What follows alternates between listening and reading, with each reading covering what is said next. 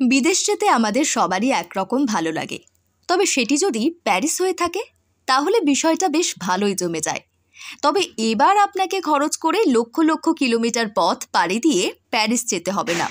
প্যারিসের ডিজনিল্যান্ড এবার বাংলার এই জেলাতেই পেয়ে যাবেন। একটু অবাক হলেন তাই তো? ঠিকই শুনেছেন, প্যারিসের ডিজনিল্যান্ডের স্বাদ নিতে পারবেন এই জেলাতে। প্যারিসে রয়েছে এই সুসজ্জিত ডিজনিল্যান্ড, যা দেখতে প্রত্যেক দিনই বিভিন্ন দেশের বহু পর্যটক ভিড় জমান। বিশেষ করে এই ডিজনিল্যান্ড কার্টুনের বিভিন্ন চরিত্রে দেখা যায়, যা বাচ্চা থেকে শুরু করে বড়দেরও একরকম মনোরঞ্জন করে তোলে। স্বাভাবিকভাবেই এই ডিজনিল্যান্ড সকলেরই জনপ্রিয় একটি জায়গা।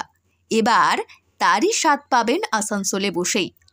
আসলে খুবই ভালো লাগবে, কারণ কি বুঝতে পারছেন চন্দননগরে লাইট আছে, আর এমনি প্যান্ডেল বাচ্চাদেরও ভালো লাগবে, বড়দেরও ভালো লাগবে, কারণ কি এটা অলরেডি একবার চমক দেখিয়েছে 2023-এ। আশা করছি এবারেও চমক দেখাবে। আর প্রতিবারই এখানকার পুজো প্যান্ডেল সবকিছু চমকই দেয়, এখানে আসলে সবাই এনজয় করবে।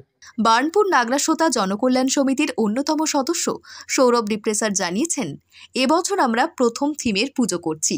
এই ডিজনিল্যান্ড থিমটি এর আগে একবার কলকাতায় হয়েছিল, এবার আসানসোলে হচ্ছে। আশা করি সকলের ভালো লাগবে, বিশেষ করে বাচ্চাদের বেশি মনোরঞ্জন যোগাবে বলে আমরা অনেকটাই আশাবাদী। আসানসোল মহকুমার অন্তর্গত বার্নপুরের নিউ টাউন এলাকায় রয়েছে নাগরাসোতা জনকল্যাণ সমিতি। এবারে তারা 11তম বর্ষে পদার্পণ করল।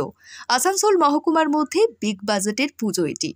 প্রায় 30 লক্ষ টাকা বাজেটে ফুটিয়ে তোলা হচ্ছে প্যারিসের ডিজনিল্যান্ডের আদলে পুজোর মণ্ডপ। মেদিনীপুর থেকে সুদক্ষ মিস্ত্রি নিয়ে এসে এই মণ্ডপ ফুটিয়ে তোলা হচ্ছে। সমগ্র মণ্ডপটি তৈরিতে উপকরণ হিসেবে লাগছে বাঁশ, প্লাইয়ের কাজ, সঙ্গে ফোমের বিভিন্ন কারুকার্য, রং সহ বিভিন্ন উপকরণ দিয়ে ফুটিয়ে তোলা হচ্ছে এই পুজোর থিম। পাশাপাশি প্রতিমা দিয়েও চমক থাকছে। চন্দননগরে আপনার পুরো গেট আছে, তারপরে আপনার যেগুলো তারপরে মেকানিক্যাল আছে, সবই আছে। বাস বাটাম, আপনার ফোম, আর লাইটের উপরও কাজ হবে, লেজার লাইট, এগুলোরও কাজ আছে। আরও মনোরঞ্জন করতে চন্দননগরের বিখ্যাত আলোকসজ্জা দিয়ে পুরো মণ্ডপটি সাজানো হবে এবং মণ্ডপের বাইরে বিভিন্ন রকম আলোকসজ্জা দিয়ে সাজানো হবে।